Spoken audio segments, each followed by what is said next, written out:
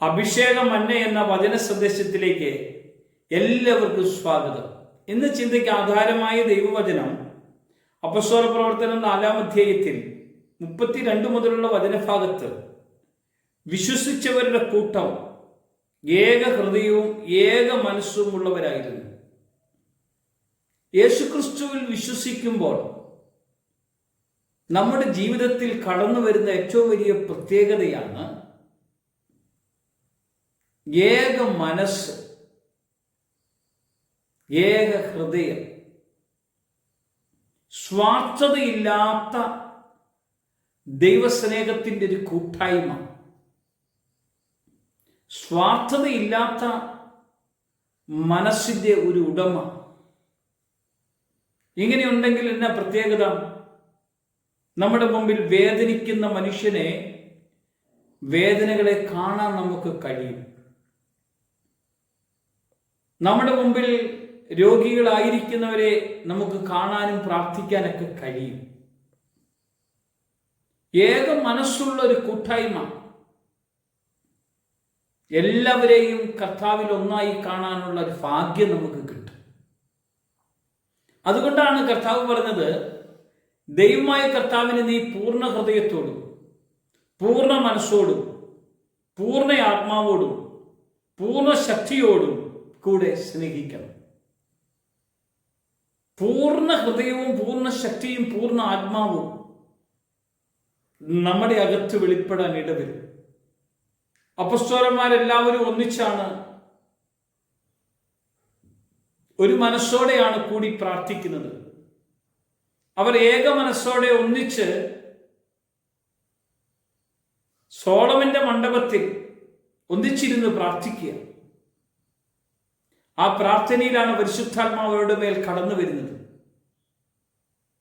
അവരുടെ ജീവിതത്തിൽ ദൈവാത്മാവിന്റെ ഒരു വലിയൊരു ചൈതന്യം വെളിപ്പെടുന്നതും, ഇതുവരെയും ജോവേൽ പ്രവാചകന്റെ പുസ്തകത്തിൽ പറഞ്ഞതുപോലെ അന്ത്യനാളിൽ സകല ജഡത്തിന്റെ മേലും എൻ്റെ ആത്മാവിനെ പകരുമെന്ന് പറഞ്ഞ സംഭവം അവർക്ക് ഒരു മനസ്സോടെ, ഏക മനസ്സോടെയുള്ള ഒരു കൂട്ടായ്മയുടെ നടുവിൽ പരിശുദ്ധാത്മാവിനുള്ള ഒരു കൂട്ടായ്മ വെളിപ്പെടുന്നത് നമുക്ക് കാണാൻ കഴിയും. നമുക്കൊരു കൂട്ടായ്മ ദൈവത്തോട് വേണ്ടേ? എങ്ങനെ വേണം? ഏക മനസ്സോടെ വേണം. നമ്മുടെ ഹൃദയവും മനസ്സൊക്കെ ഏകാഗ്രതയിലേക്ക് വരണം. വ്യഗ്രതയുള്ള മനസ്സൊക്കെ വിട്ട്, സ്വാർത്ഥതയുള്ള അവസ്ഥയെല്ലാം വിട്ട്, നമ്മൾ എന്തെല്ലാം വെട്ടിപ്പിടിച്ചാലും ബൈബിളിലെ വചനം നമ്മെ ഓർമ്മിപ്പിക്കുക, ലോകം അഖിലം നേടിയാലും നിന്റെ ആത്മാവ് നശിച്ചു പോയാൽ നിനക്ക് ആത്മാവിന് പകരമായി എന്തു കൊടുക്കാൻ കഴിയും? നമുക്കൊന്നും ചെയ്യാൻ കഴിയില്ല. ആത്മാവിന് പകരമായിട്ട് നമുക്കൊന്നും ചെയ്യത്തില്ല. അതുകൊണ്ട് ഞാൻ പറയാം, വചനപ്രകാരം പറയാം, നമുക്ക് കൊടുക്കാൻ കഴിയും, നമ്മെ കൊടുക്കാൻ കഴിയും. നമ്മളെ കർത്താവിനെ ഏൽപ്പിക്കാൻ കഴിയണം. ഞാൻ അവൻ്റെ കൂടെ ജീവിക്കാൻ തയ്യാറാകണം. അപ്പോസ്തലന്മാർ അങ്ങനെയായിരുന്നു. അവർക്കുള്ളതൊന്നും അവർ സ്വന്തം എന്ന് കരുതിയില്ല. അവർക്ക് മറ്റുള്ളവർക്ക് കൊടുക്കുവാൻ, അവർക്ക് ദാനമായി കിട്ടിയതെല്ലാം അവർ ദാനമായി തന്നെ കർത്താവിൽ കൊടുക്കപ്പെടാൻ ഇടവന്നു. അവർക്ക് കർത്താവിൻ്റെ നാമത്തിൽ അവർ വലിയ ദൈവപ്രവൃത്തികളെ നടത്തി. അത് 3-ാം അധ്യായത്തിൽ പത്രോസ് യോഹന്നാനോട് ചേർന്ന് ദേവാലയം എന്ന സുന്ദര കവാടത്തിൽ ചെന്ന് അവിടെ അത്ഭുതങ്ങൾ നടത്തി. ഈ അത്ഭുതങ്ങളും അടയാളങ്ങളൊക്കെ കണ്ടപ്പോൾ അന്നുണ്ടായിരുന്ന പുരോഹിതന്മാരും അന്നുണ്ടായിരുന്ന അധികാരികളൊക്കെ അവരെ ഈ നാമത്തിൽ ഇനി സംസാരിക്കരുതെന്നൊക്കെ പറഞ്ഞു. അവർ പറഞ്ഞു, ദൈവത്തെക്കാൾ ഉപരി നിങ്ങളെ അനുസരിക്കുകയില്ല. ഏറ്റവും വലിയ ശബ്ദമാണത്, ഏറ്റവും വലിയ കാര്യമാണത്.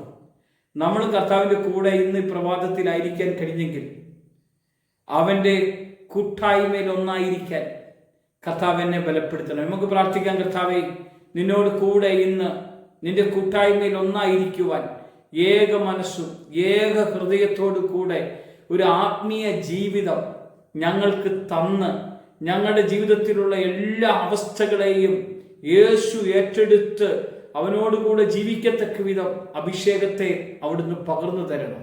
എൻ്റെ ജീവിതം എൻ്റെ കർത്താവിൻ്റെ മഹത്വത്തിന് വേണ്ടി ആയിരിക്കാൻ തക്കവണ്ണം എന്നെ ഒരുക്കണം. യേശു മഹത്വം എടുക്കട്ടെ. യേശുവിൻ്റെ നാമത്തിൽ തന്നെ ആമേൻ.